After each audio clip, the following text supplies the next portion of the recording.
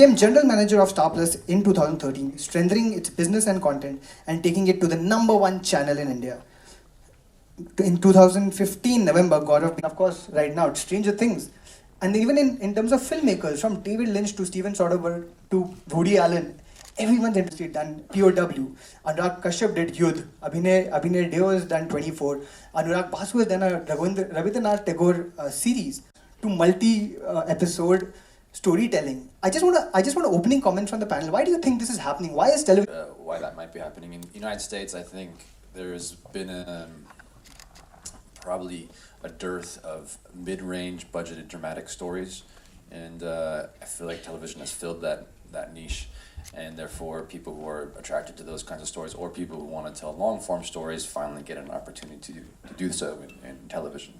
I wanted to do long-form, especially after Jane Eyre, because it's a 700-plus page novel that we had to compress into less than 2 hours, and the idea of having the space to sit with characters for 8 hours was very appealing to me. So that was my draw.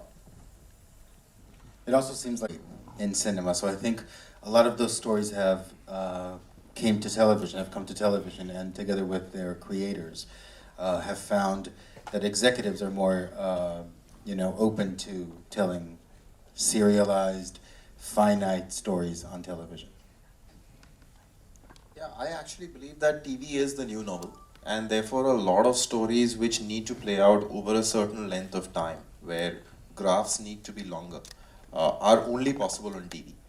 And second, I think television, more than any other medium, remains a writer, director, creative person's medium.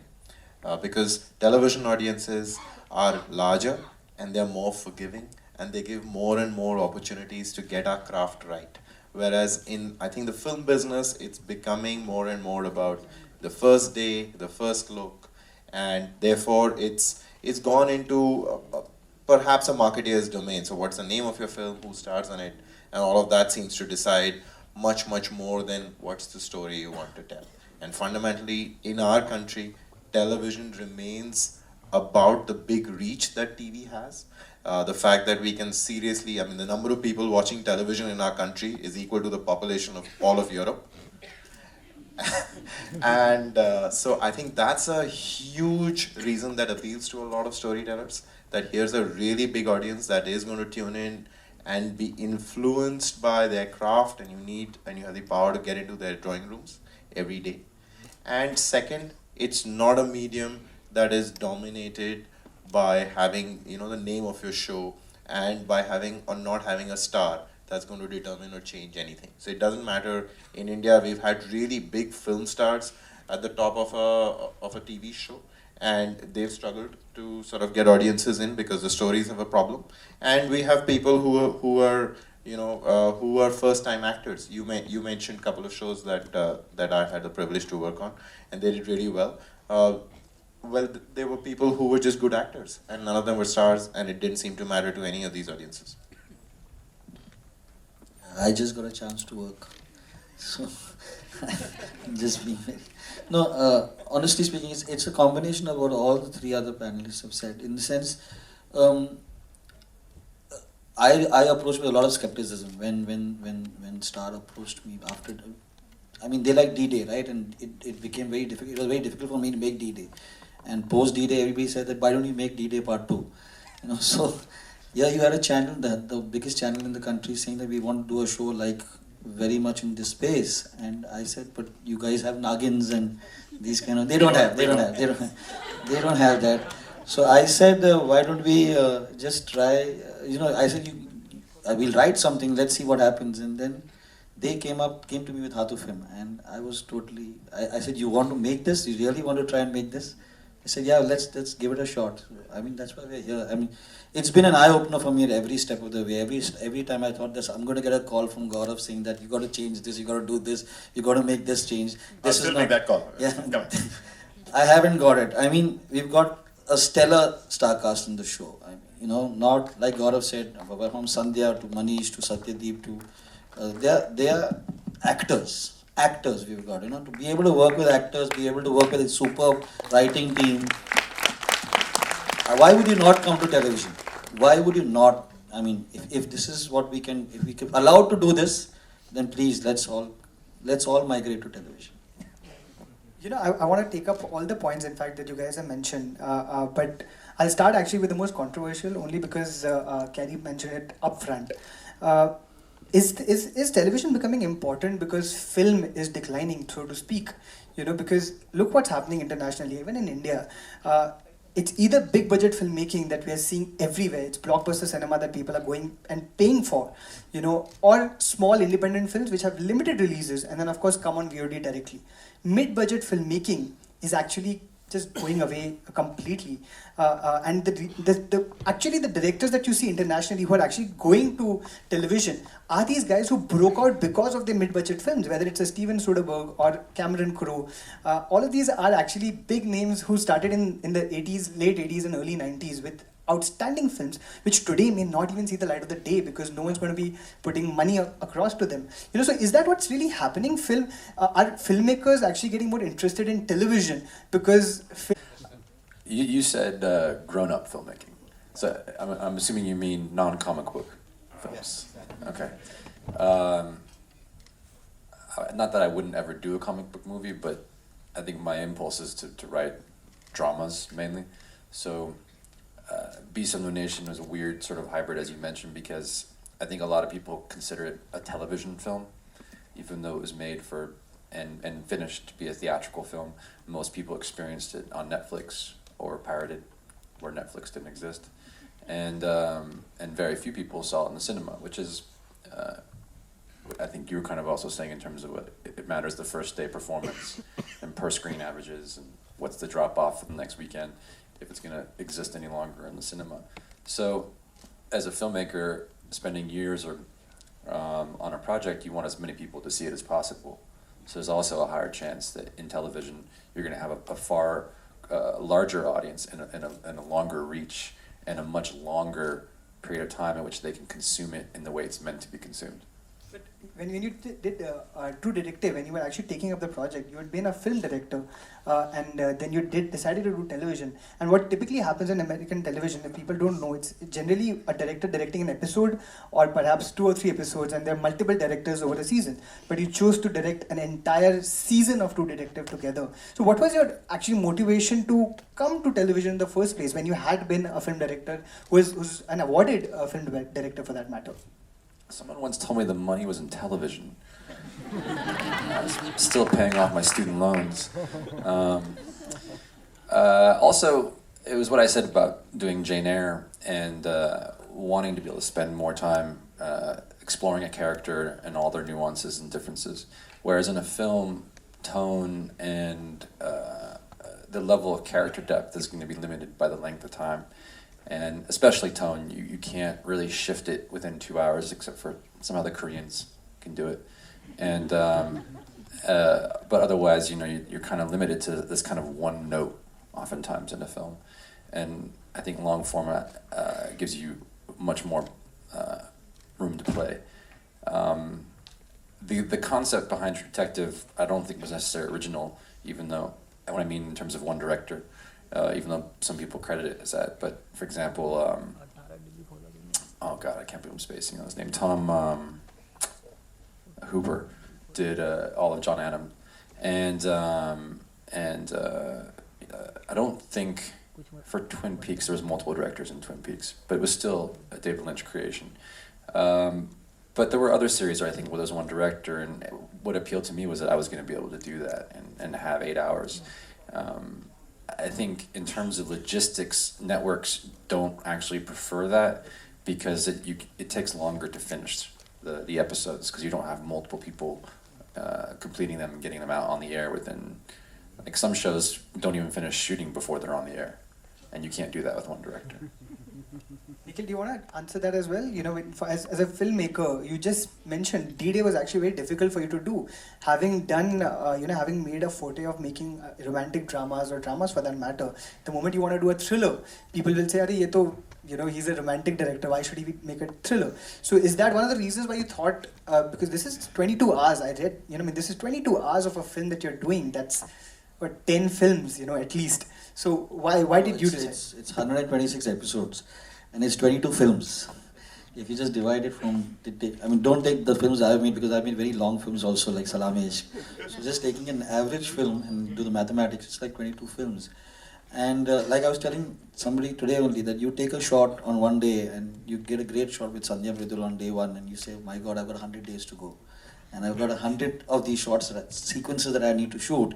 So, but I think that what Carrie said is very important as somebody who is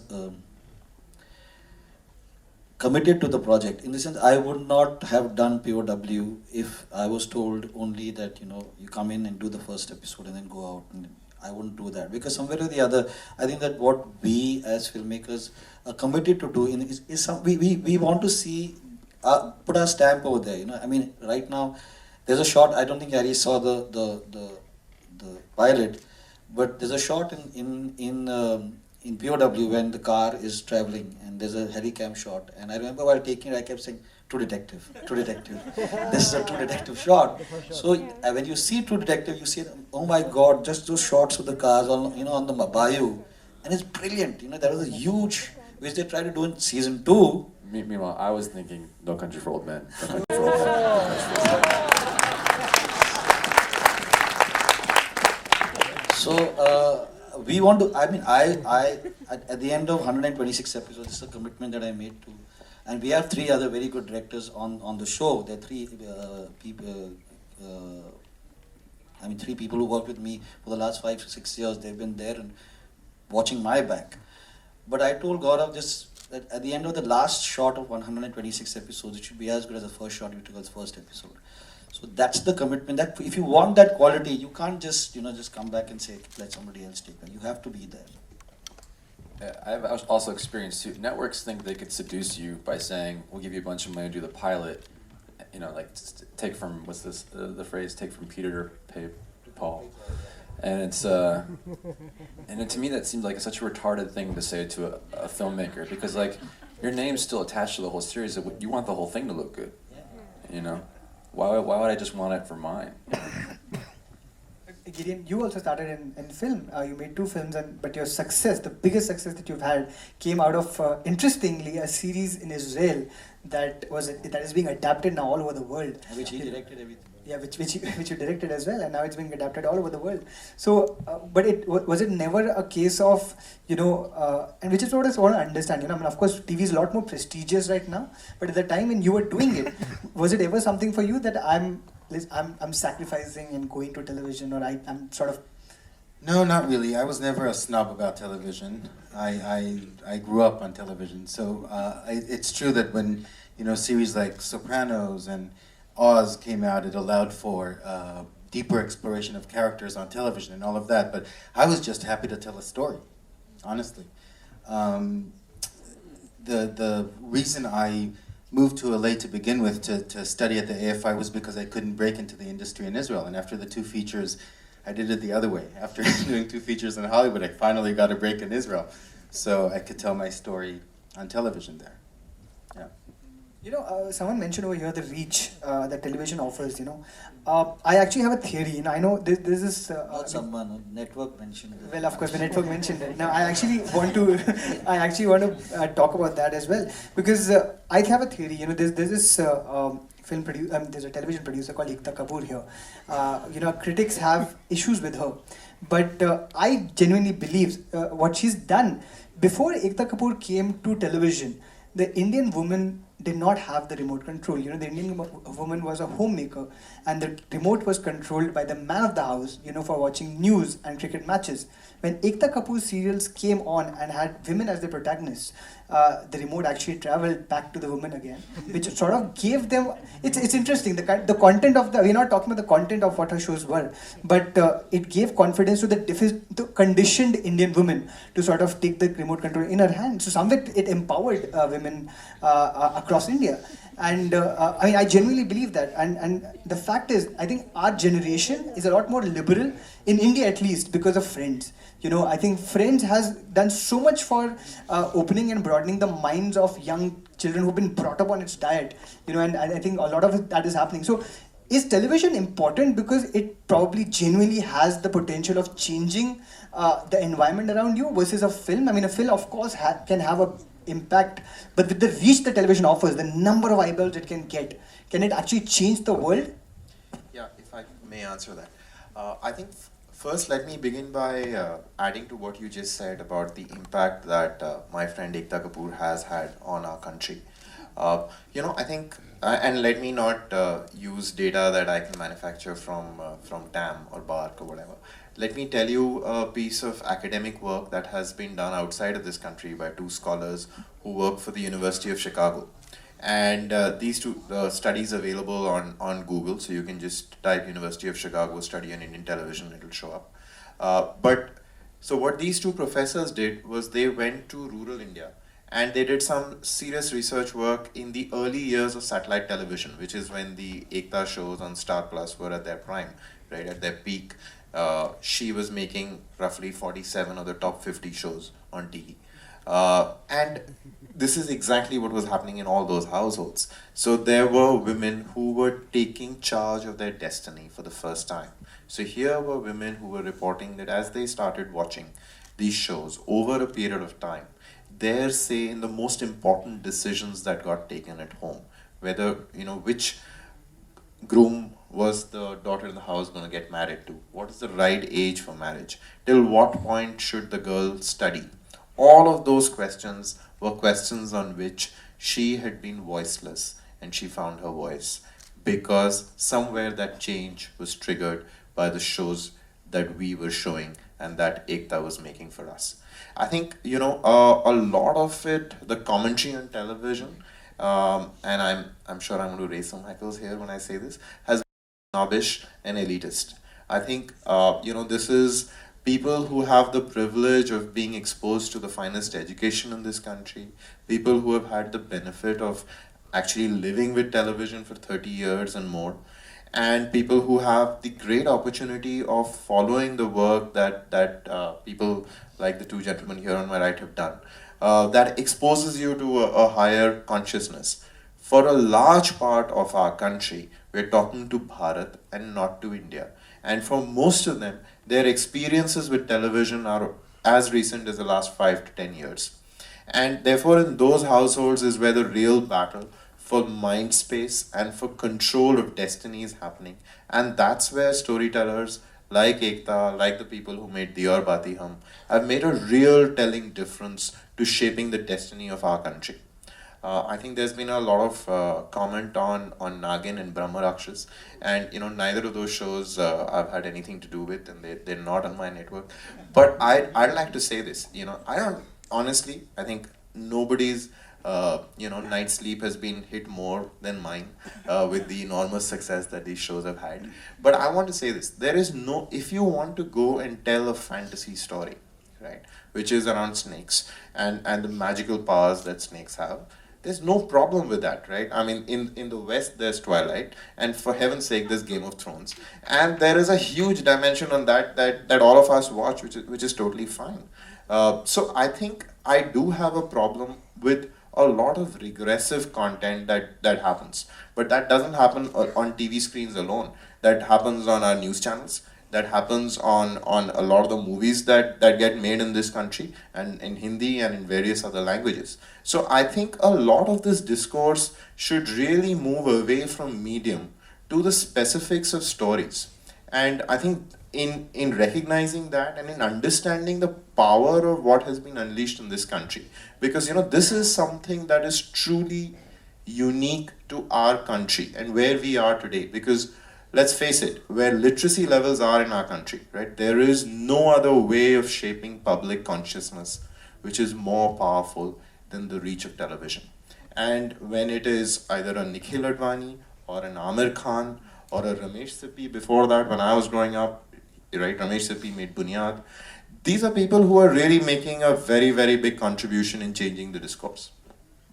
Carry the impact of True Detective. Now again, I don't think Matthew McConaughey got his Oscar for Dallas Buyers Club. I think he got this Oscar for True Detective because he became such a huge phenomenon in the United States after True Detective that as a result of that, the buzz for Oscar goers was so immense that they could not have awarded any other actor at that time. Now, of course, that's an individual impact of a show like True Detective, and of course, it's launched you into public consciousness for various reasons as well. But impact in terms of the audience impact, is there something that you can recall? Have you seen us? You try to say a lot of things with the show, but did it reach audiences? Did you see that kind of impact? I either had the advantage or disadvantage of being in Ghana during that entire time. So I completely missed the cultural phenomenon other than the memes that my agent would send me every now and then. You didn't see the Joel McHale skit? Which one? The Joel McHale one. Which one was that one? So is that the funny. I'll guy? show you afterwards. Is that like with the kids, like the AT&T commercial? Yeah. Yeah, that one was good. So that was fun, but I mean, yeah, I don't know. See, you are, the reason I'm asking again is now you have had a lot of films in development ever since Beast of No Nation. But the project, if I'm not wrong, the project that you've chosen to do next again is a TV show with Jonah Hill and Emma Stone, Maniac. So you're going back to television. So is it because of the impact that the show had? What is the reason for that? I just really wanted to work with Emma and Jonah, so we just kind of thought maybe we should do a show. It all started like one night. I was having a drink with Emma, and I said, I really want to do a show with you. And then she said, I always want to do one with Jonah. So then we went to Jonah's house and had some wine, and then we all agreed to do a show. So. But why the show versus a film? That's the question. Oh. I think because we started talking about a show, we just kind of stuck with it. Gideon, because we are talking about reach and impact, now Homeland season 1, which is, again, we also spoken about character. Homeland in season 1 wasn't just a show about a terror attack or a terrorist who's a prisoner of war in a sense, who's been let loose.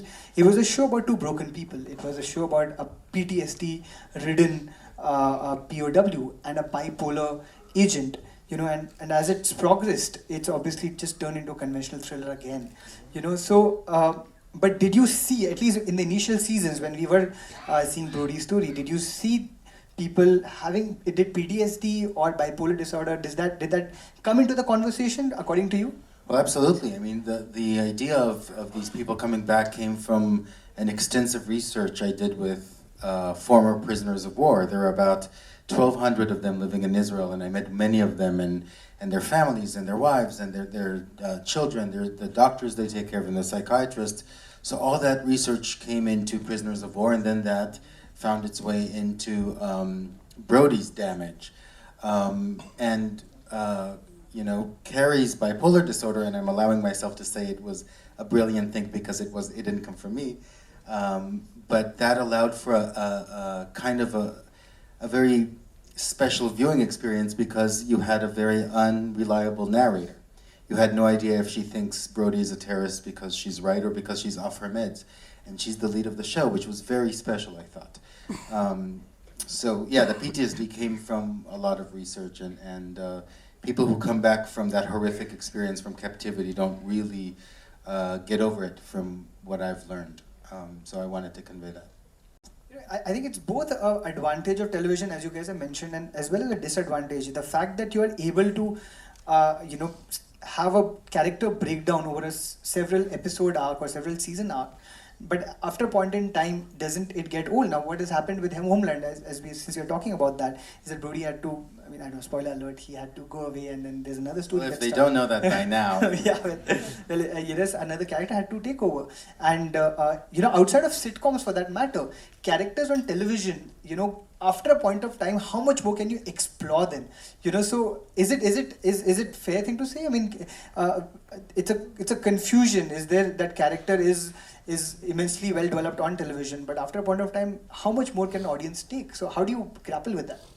Well, I think you have to reinvent the series. You have to reignite it. I think Homeland did that wonderfully. And it's true, though. It used to be that in television the characters didn't change, so you can continue and continue and continue. But now more and more you see characters that change, even on big network shows, that they do explore the arc of the character. Isn't that also just the nature of structure, like a syndicatable show, a situation, say like Friends? Well, that did have They did have arcs though too. Yeah. I mean, when they're on a break, one's screwing around, we're on a break, there's like stuff to build on. But like Cheers, for example, Yeah. which, did they have Cheers here? They did. You could watch that in any order, and it's fine. So the characters had to kind of stay the same, didn't they? Yeah. But now more and more you see serialized show, the characters do change, even on network. I just directed an episode of Quantico, which is a very highly serialized show, and you see that things are changing, and the writers and producers are reinventing every week to make sure that you don't get bored. Okay, this has nothing to do with the panel, but did you have fun directing Priyanka? I did. She's wonderful, absolutely wonderful. Nikhil, 100 episodes. You have set up a character. You have set up multiple characters actually in the first episode. How do you ensure that people are interested in them for 126 episodes? It's a finite series, but it's still a very long series. So answer I can give you only after it finishes. I don't know. For me, it's a discovery every day. I thought it's going to be a piece of cake. I've done such big films. What's doing a show? It's nothing. Come on, I'll just go and do a show, right? But every single day has been an eye opener for me, because it's quite a task in the sense to be able to. But I mean, you have to surround yourself. The answer that you're looking for is you have to surround yourself with a great writing team.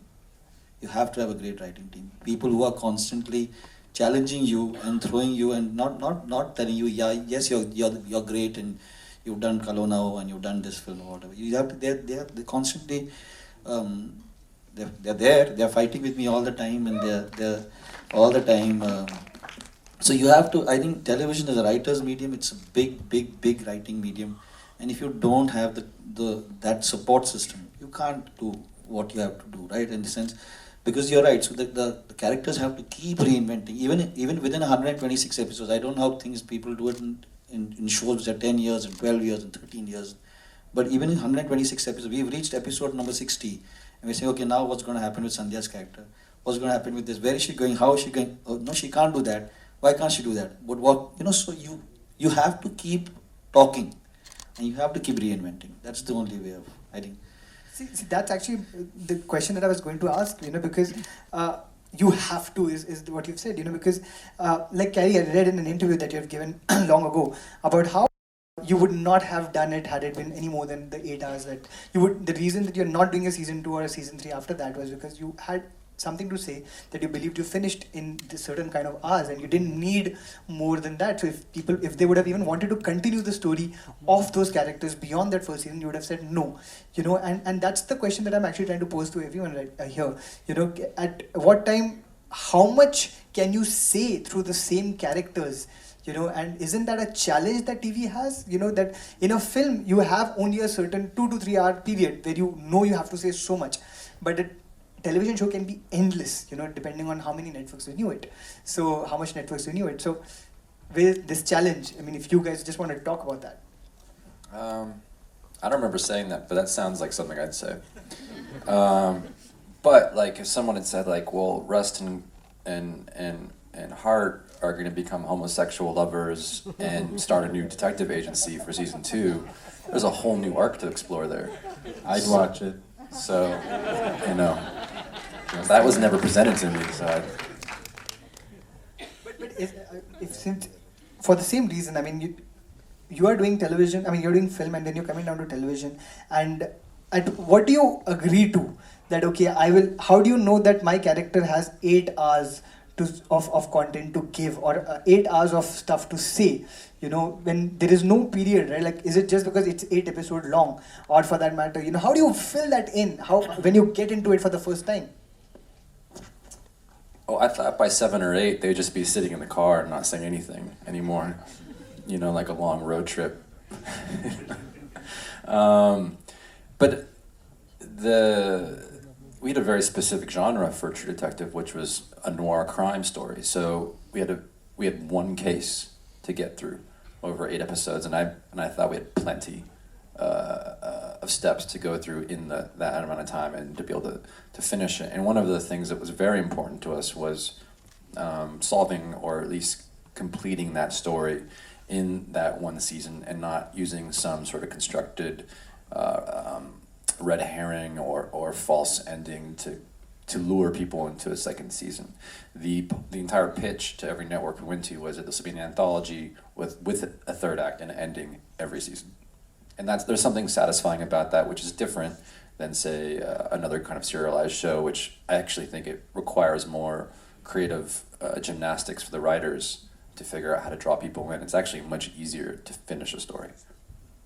Nikhil, because you were speaking about the same, so as you said, you had to reinvent. Is the 126 thing a curse or is it a benefit? No, I think 126 is because also we have that much to say. I mean, if you see just the 2 seasons of Hatu Film, what he's done in 2 seasons, and because I mean we've also changed the format of how to tell the story, right? In the sense, Hatu Film is an hour-based long episode. We are 22 minutes, and we are 6 days a week.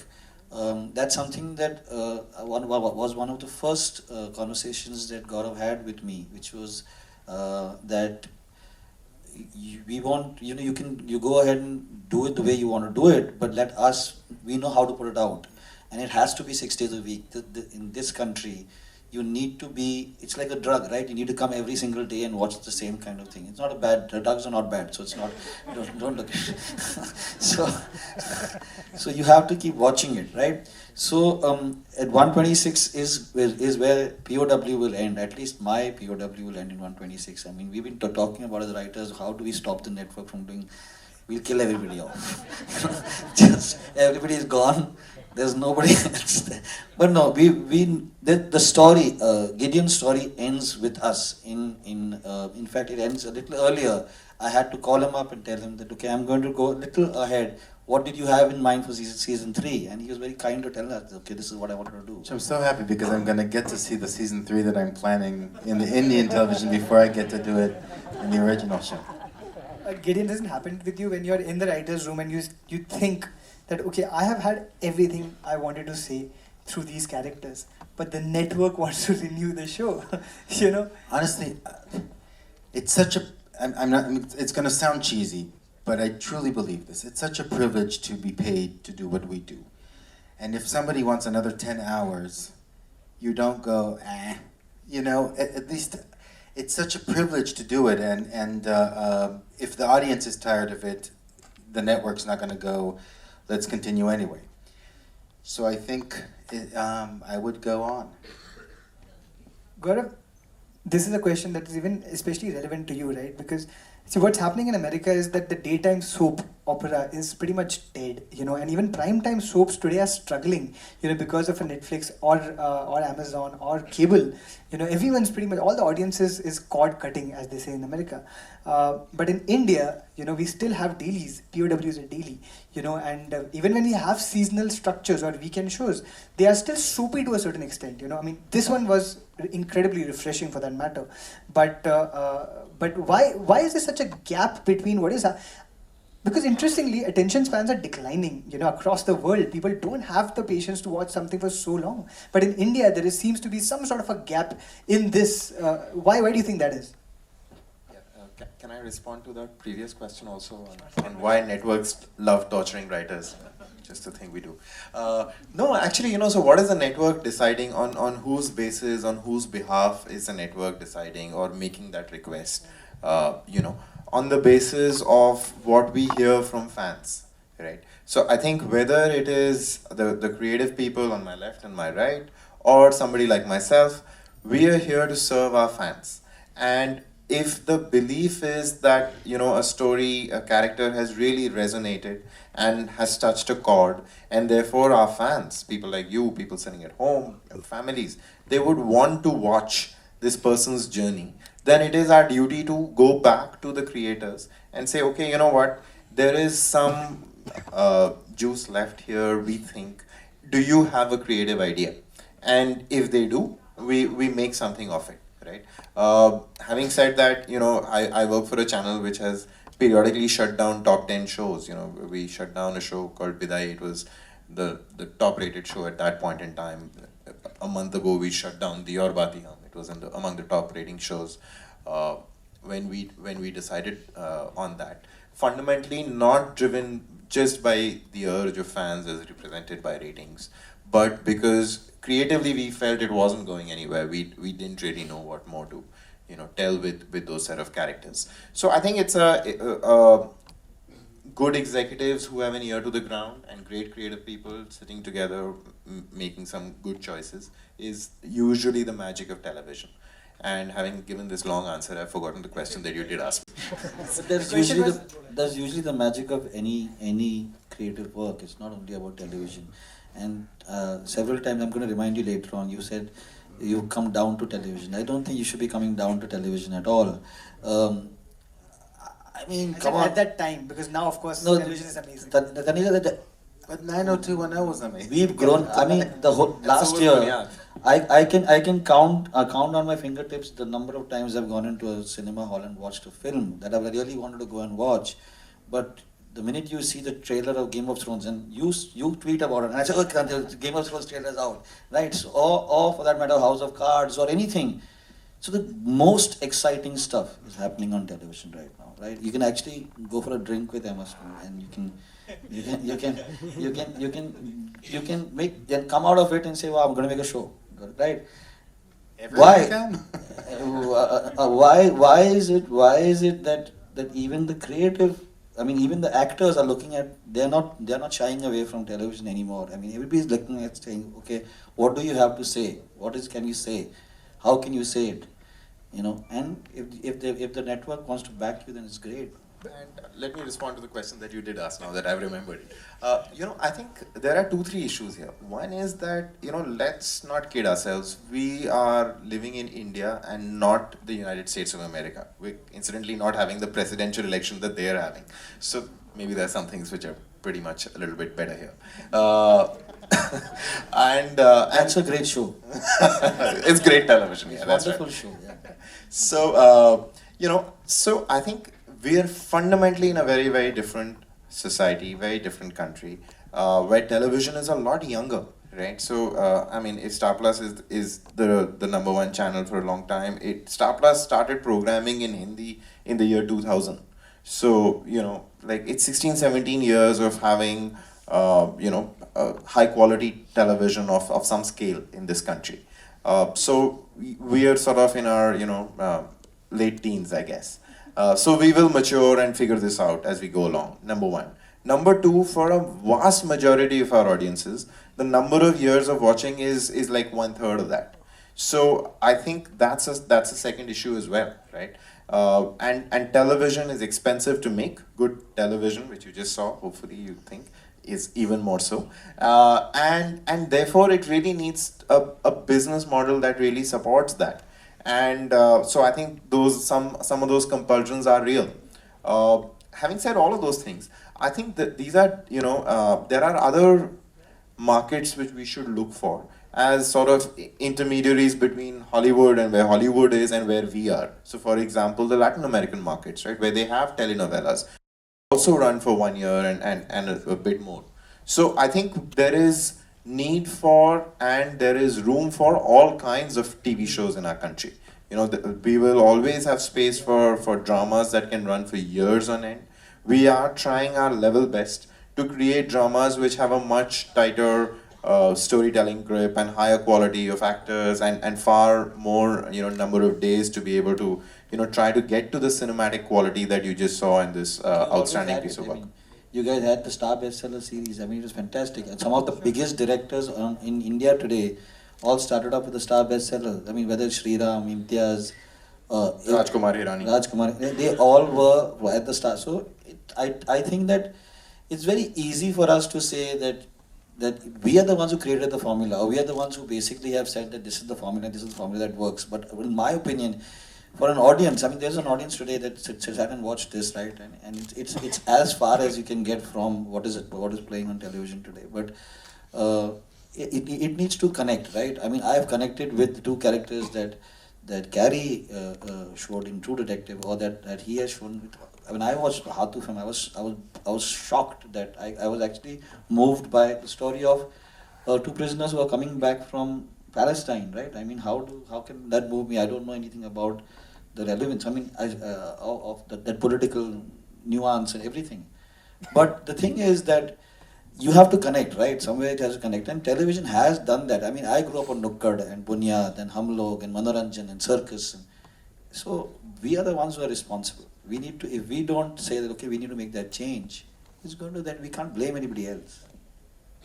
Kerry, because Gaurav also spoke about the business aspect of it, that somewhere, you're catering to fans and there is a certain amount of business that it needs to make sense. Now, you were an executive producer on season 2 of True Detective, at least your name was there. But again, I've read about how you didn't see the show because you were in Beasts of No Nation before it went on air. Have you seen it now, first of all? Have you seen the season 2? It's on my queue right now. So the reason that the show came out so quickly after the first one was because of the same audience that Gaurav speaks of. They loved season 1. They wanted a season 2 and they wanted it right now. And so perhaps, because I've seen it and pretty much everyone hasn't liked it in a sense. Perhaps the reason that it became the show that it became was because there was a deadline to reach. So how do you make sense of that? Had you been not in Ghana, would you have ensured that it would have taken a correct amount of time for it to be written? Do you mind if actually I deflect that and ask a different question? Which was, I'm actually quite curious about this, because as you were talking, I was like, how cool would it be to be like, have an Indian detective, like this really good Hindu family, but the guy has like a side girl, whatever, and I think that'd be, what I love is you guys are translating these stories, like. No, it'll be a great show. It'll be a cool show. Yeah, because we have the whole tantric world in India. There's like so much to explore. Yeah, and you can put it in Bihar or Chhattisgarh or Jharkhand, and it'll be a great show.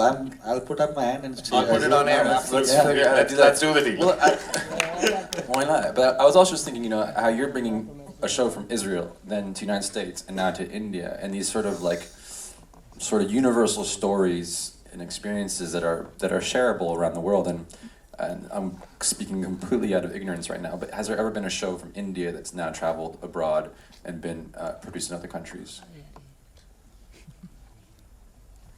And I'm not saying it's a crime that hasn't yet, but I'm very excited to see, as you guys are developing more, when that starts to happen, because that is really great. Yeah, so I don't think we've had a really big ticket remake in Hollywood yet.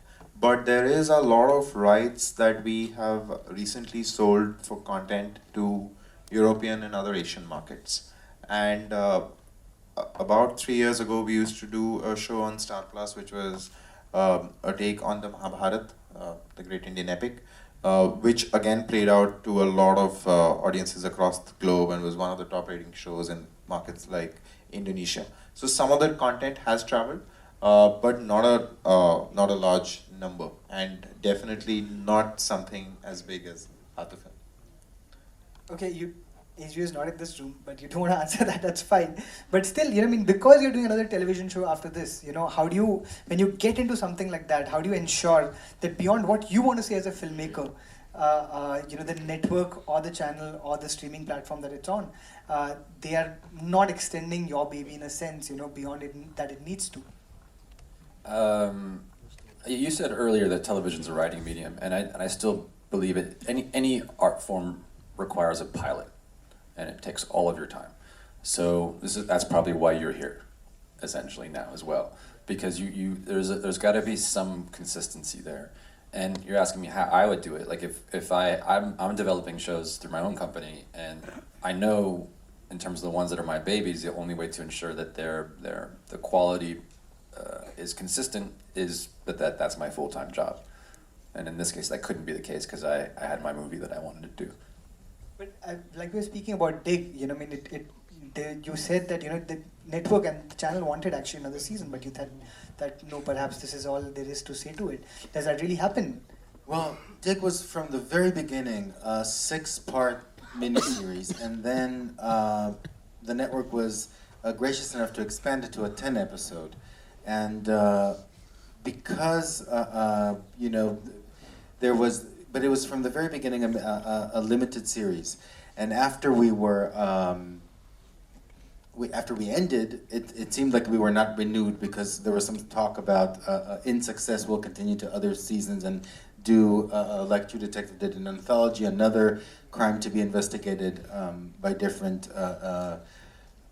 FBI agents. But it was from the beginning supposed to be 10 episodes that Tim Crank, my partner, and I wrote and wanted to shoot in Jerusalem, and we knew it was going to be limited.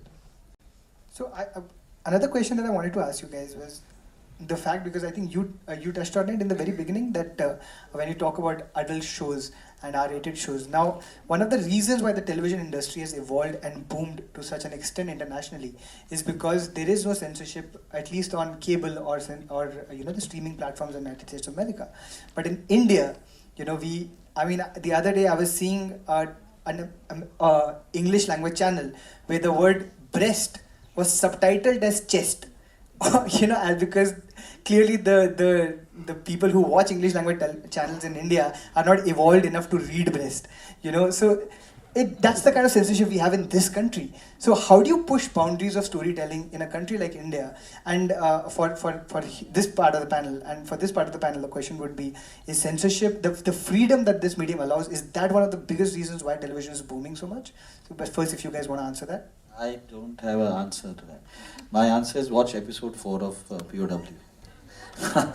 Where they fondle a chest. just watch episode 4. I mean, I guess you have to somewhere or the other you need to self-censor. I mean, I don't understand about the chest, because we are not allowed to say beef on television, right? So let's not go there. That's nothing to do with the television networks. That has nothing to do with TV. That has to do with other things that we will not get into right now, because then we'll have to talk about lots of other stuff. So, but you need to understand that what is required and was not required. I had a long meeting with the SNP, which is Standard and Practices. Am I getting it right? Team at Star before we got into the show, because I said, because a lot of Hatu film is about PTSD and what they're going through, and what these two POWs. Homeland, for that matter, had it was such an important part of Homeland season 1 when Brody similarly, had to have it's sex. a very big important part over here also, right? I mean, so what do you need to do? And they said, listen, you have a guy smoking, just make sure you put the statutory warning, which are going to be great, as long they didn't tell you don't have the smoking, Make sure that some person says it's bad to smoke, which I'm okay with. It is bad to smoke. But if I want the character, after 17 years, he comes back home, he waits for his children and his wife to go, and the first thing he does, he looks for a cigarette. It was a very important scene that the writers had written for the show. And I felt that is very important. But dealing with the CBFC in India, I went to them and said, I'm going to have this scene, how are you going to do it? They said, do it. It's fine. It's very important. It's relevant. So what is relevant, you should fight for. You should very much fight for and say that this is what I want to do. But I mean, you don't need to put a girl in a bikini because she's just answering the phone, right? I mean, it's ridiculous. So I think that you need to know what you want to do. I think we are in a very interesting space with television in our country, because one of the big differences is that we do not have a censor board, right? And thank God for that. And we have the BCCC, where any of our viewers can go and complain if they find something objectionable. Therefore, all the controls that we have are internal, and therefore it is filmmakers, storytellers like Nikkhil, his partners on the executive side, people like me. We sit down and have a conversation, say what's the right thing to do, what's the boundary that we want to push, and why. And if we have a good enough logic from a storytelling perspective, we'd want to go ahead and push for that. I'll give you 2 examples. As we entered the last election cycle in our country, we were airing the 2nd season of Satyamev Jayate. And just before the country went, we put out the list of all the criminal candidates that every big political party was putting out there. So in a normal construct, for a television channel and for an entertainment television channel, this would be like a huge deal. Right? We did it, and I'm here telling you this tale. Second, right, we did a depiction of the Mahabharata, and in that, in the traditional scene where Draupadi is insulted and disrobed, we showed that the robes actually fall off of all the great gurus and the pillars of the Hastinapur court. So in reality, who got disrobed? Drona got disrobed, and Bhishma got disrobed, and Dhritarashtra got disrobed, and Vidur got disrobed. So I think these are boundaries that creative people, storytellers are pushing all the time. So this debate is a good debate to have, and there is leeway and scope for really pushing the envelope, and our viewers are ready for it, and we'll keep wanting to do that, and we'll do that hopefully in a very responsible way. Gideon, would you do television if there was censorship? Well, I don't know what kind of censorship you're talking about, but there are standards and practices in America as well. I mean, we can't say on network television words that people who run for president say. I mean, absolutely, and we can't, you know, there's more leniency toward violence than to sex, and so we all work within the boundaries of what a network can and cannot do. I don't see that as censorship. I see that as the you know, the framework. Yeah. And Carrie, for that matter, you know, would you have done I mean, it would never have been done in the way that you did it. But if a network television, a network channel in America would have offered the same thing to you that HBO did, would you still go for it? Given that networks in America do not allow for the kind of freedom that a cable or a streaming platform do. Maybe I would have done it out of ignorance, only because I didn't know all the rules. But having now worked at HBO and other networks, I realized there's a lot of freedom in working with a cable network that doesn't have commercials, because of the things you can show on screen that would be in conflict if there was a commercial break. And also because of the S&Ps that are different for network television versus cable television. I myself have a terrible propensity to swear, and it ends up in my writing as well. And I think my sweet spot is probably on cable. But for that matter, you know, because you've spoken about networks, and is there, since you're also a filmmaker, you know, predominantly, do you see is television offering you a little more freedom than what films offer when they go into theaters and they have to be stamped with a certain kind of a censor certificate, you know? Do you actually find that attractive about television? I don't think my stuff is that extreme. So I was gonna make an example, but then I realized I'm not allowed to talk about it. So I think what I would say is that there are still restrictions in filmmaking as well. So it's not like it's just, you know, it's not the Wild West when you make a movie. You still have to follow a lot of rules, and I think there's a lot of discretion, and I think culture, studio to studio, that allows certain kinds of content. And I think Gideon said it when he said that it's more acceptable to show violence in America than it is to show sexuality, which is a really strange contradiction. And as frightening as sexuality is to many people, it seems, the amount of violence that we consume on television, to me, makes me want to put less violence in my films, even though some people consider my films to be violent. I think it's the topic that's violent, but like in Beast of No Nation, the 2 or 3 violent scenes that are there are nowhere near as gory as what you might see on an average comic book action film. Walking Dead, yeah. But they're just killing, oh no wait, they are killing people too. I haven't seen the first episode, so please don't ruin it for me. Sure. Okay, I'm getting towards the last part of this before we'll open it up for questions from the audience. One of the things that Nikkhil, you have said is about how, you know, POW required actors, good actors, you know. But when you think about it, right? Everyone from Purab to Sandhya to Amrita, they are not your traditional television actors. They have not done to perhaps any television, for that matter. And when you think about it, the turning points of the television revolution, whenever it has happened when a big name star has come on board. You know, True Detective, you know, if Matthew McConaughey or Woody Harrelson would not have been in it, would True Detective have become the phenomenon that it did? Would we have actually taken the kind of, the human consciousness that that Winston Cole was talking about as aggressively as we did when Matthew McConaughey was delivering those lines? So talent should not typically be correlated to storytelling, but somewhere, you know, the big names and stars are, in a sense, isn't it? So that's what I want to ask you. Would you have just worked, if you would have been given the option of working with television, someone from Diya Bati Hum for that matter, would you have still made POW, and could it have been launched in the way that it is being today? I don't, as long as the actor can act and say his lines and perform what I want them to do, I don't care whether they've just done television, whether they've done the theatre, or whether they've done only film.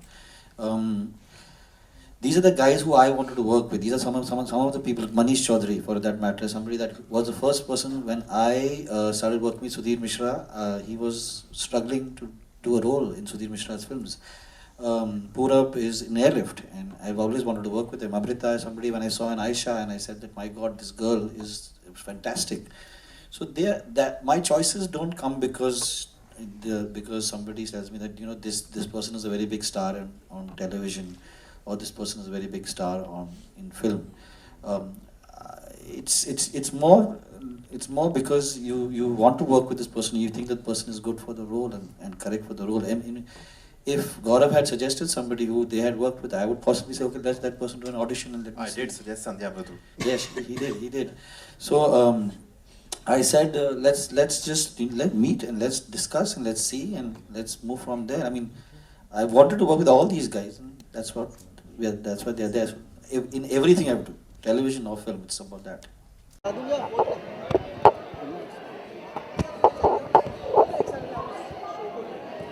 काफ़ी excited हूँ मैं actually excited हूँ कि मामी film festival में television show की इस तरह से वर्ल्ड प्रीमियर उन्होंने समझा कि लायक है कि वर्ल्ड प्रीमियर हो सके। लोग कैरी फुकुनागा जो मैं उनके शोज़ देखता हूँ, मैं उनको बहुत चाहिदा है। जो गिलियन रैफ जो है, जो इज़राइल से आए हैं, जो LA से आए हैं मिलने के लिए और शो देखने के लिए, उनके सामने ये शो का प्रीमियर मिला। मैं वेरी बिग डे जी, very big day for the show. Nikhil, एक चीज़ है कि हमने वेस्ट में, यूरोप में हर तरफ ये देखा है कि टीवी की जो दुनिया का रेवोल्यूशन है वो बहुत पहले आ चुका है। भारत में टीवी का रेवोल्यूशन आया, लेकिन वो उस असर के साथ नहीं आया जो कंटेंट ड्रिवन चीज़ें कही जाती हैं। क्या मानते हैं कि वो मेरे ख्याल से वो उसका जो और ब्लेम जो है वो हम खुद लेना चाहिए, हमें खुद लेना चाहिए। Because we as film makers ने किसी तरह से हम लोगों ने एक स्नॉबरी दिखाई है कि हम फिल्म बनाते हैं, हम टीवी नहीं बनाते। वो बदलना चाहिए, क्योंकि आज सबसे बड़े जो शोज़ है, सबसे बड़े जो स्टोरीज़ है जिनको जिनको हमें पसंद आते हैं, वो हम iPad पे देखते हैं, हम अपने फ़ोन्स पे देखते हैं। तो ये जो एक नोशन है कि यार मैं बड़े स्क्रीन, बड़े पैमाने का मैं फिल्म मेकर हूँ, मैं टेलीविज़न नहीं बनाता, वो चेंज होनी चाहिए मेरे हिसाब से। और हम लोगों को करना चाहिए। सईद मिर्ज़ा, कुंदन शाह, सुधीर मिश्रा, आप इनके नाम लीजिए ना, जिन्होंने मतलब इतने कमाल के शोज़ बनाए, नुक्कड़, सर्कस, मनोरंजन, वाकले की दुनिया, भारत एक खोज, बुनियाद, रमेश सिप्पी, जिन्होंने शोले बनाई थी, उन्होंने बुनियाद बनाई है। तो वो जो स्नॉबरी है वो हमें छोड़ना चाहिए। हम ये भी करते हैं कि हम चैनल को ब्लेम करते हैं कि उनको सिर्फ यही चाहिए। नहीं, मैं एक ज़िंदा मतलब मैं एक मिसाल हूँ जहाँ पे मैंने जाके चैनल को कहा कि मुझे सिर्फ ऐसे शो बनाना है और ऐसे ही बनाएंगे, और जो आपको चाहिए वो हम लोग डाल देंगे अंदर, जो आपको इमोशनल कंटेंट चाहिए वो हम लोग डाल देंगे, पर शो ऐसे बनेंगे। We should do that. और if a channel like Star is allowing you to do that, that's the biggest advantage. अच्छा, जो सिनेमा है आप उससे भी जुड़े रहे हैं और अब टीवी, क्या सबसे ज़्यादा एडवांटेज है इस मीडियम का अपनी कहानी कहने में? नहीं, एडवांटेज तो है नहीं। ये अलग फॉर्मेट है, जहाँ पे सिनेमा में, जहाँ पे स्टोरी में, जहाँ पे फिल्म्स में आपको एक कहानी 2 घंटे में बताना पड़ता है। यहाँ पे आप 100 एपिसोड ले सकते हैं। तो एक बहुत ही अलग फॉर्मेट है। हर कैरेक्टर का जो बिल्डअप है, जो ग्राफ है, जो चेंजेस है, वो आप एक्सप्लोर कर सकते हैं। सिनेमा में, फिल्म में वो होता नहीं है। काफ़ी टाइम पे एक यूनिडायमेंशनल वर्जन आती है, बट इट इज़ काफ़ी फिल्म्स है जो आपको मतलब भौका देती है ना। पिंक जैसी फिल्म, नीरजा जैसी फिल्म, हालांकि हमने इससे खुद प्रोड्यूस किया एलिफ्ट। जब एक कहानी आपको पुल करती है, वो कहानी के पीछे आपको जाना चाहिए, आपको देखना चाहिए वो कहानी को एक सही तरह से उसे दिखाना।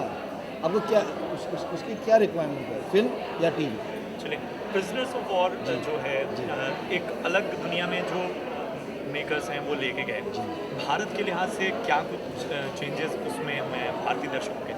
मतलब क्योंकि प्रिजनर्स ऑफ वो हाथू फिल्म जो है वो इज़राइल और पैलेस्टाइन की कहानी है। यहाँ पे हम लोग ने इंडिया और पाकिस्तान की कहानी बनाई है, और जो कारगिल में हुआ था 1999 में, वहाँ से मतलब वो उसे एक इवेंट को लेके एक हादसा को लेके हम लोग 17 ईयर्स आगे आ जाते हैं प्रेजेंट डे पे।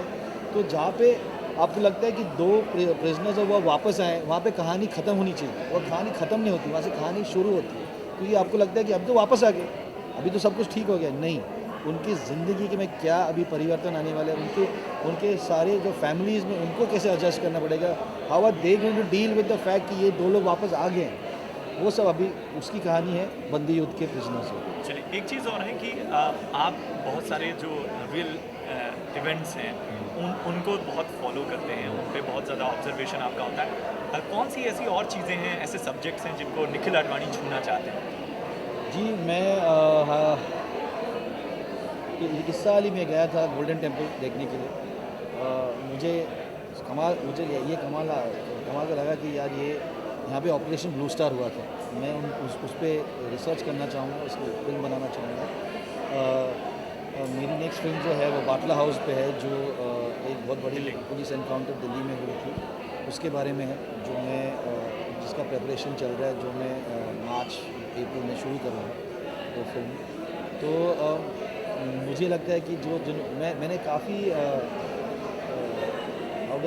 कोशिश की कि मैं एक स्लॉट में नहीं फिट हो जाऊँ, मैं अलग अलग चीज़ ट्राई करूँ, पर मुझे समझ में आया कि मुझे ये बहुत पसंद है, मैं ठीक से कर सकता हूँ, आप लोगों को पसंद आता है, आप लोग कहते नहीं कि डब्बा है, रबिश है, आप लोग कुछ। तो मैं ये 2 सब्जेक्ट्स पे अभी काम कर रहा हूँ। मेरी प्रोडक्शन जो है वो लगी हुई है, 3 दूसरे डायरेक्टर्स को हम लोग लॉन्च करने वाले हैं अगले साल। तो वो अभी देखते हैं क्या क्या बनती है। चलिए, एक चीज़ और है कि हाल फिलहाल हर दिन एक नई फिल्म ट्रेलर के साथ आती है।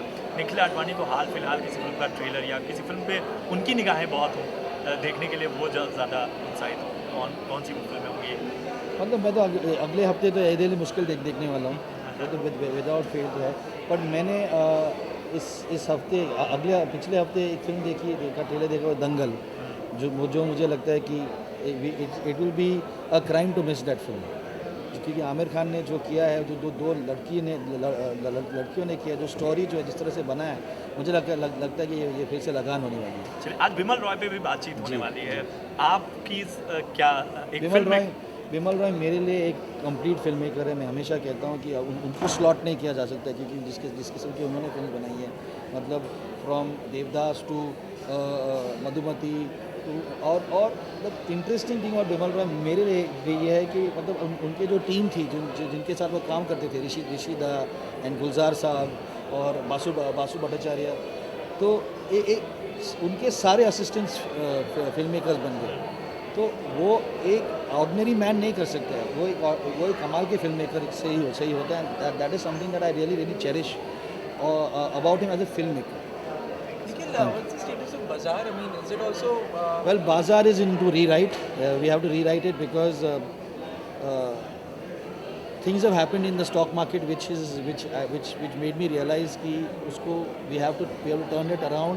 We need to revisit the characters, revisit the story. So that's what we are doing right now. Thank you.